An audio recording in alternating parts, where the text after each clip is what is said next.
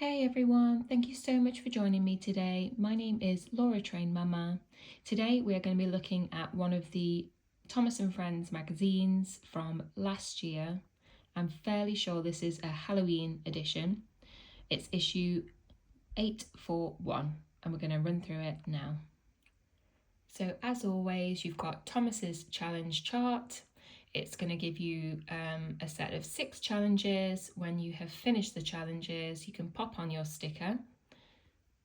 Over on the right hand side, there's a colouring opportunity with Thomas. Spooky tracks, so you can follow the track around and don't forget to get those crayons out. There is a Halloweeny snake in the middle.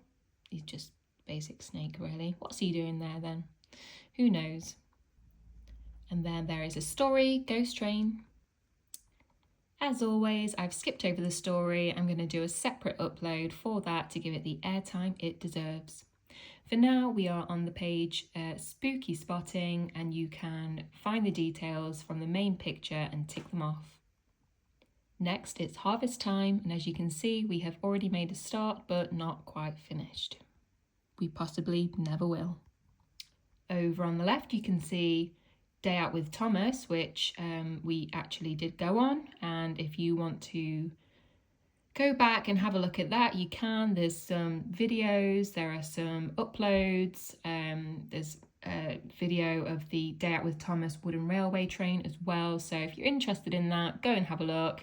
Fantastic day out, would recommend, 10 out of 10. And over on the right hand side, it's the start of the classic Thomas story collection, which again I will give separate airtime to, but also there is a colouring opportunity as well. The first story is Thomas's Animal Friends.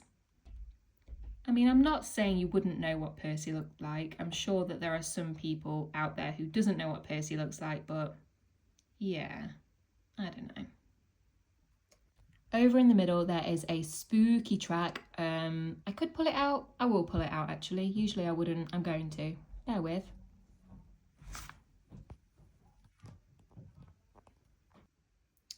Okay, so this is slightly fun. So it is a Thomas and Friends track. It's in a Halloween theme, which is something slightly different from the other magazines. And yeah, so you can zoom around and it gives you some little things that you can do, like place one of your spooky ghosts in Rolf's castle.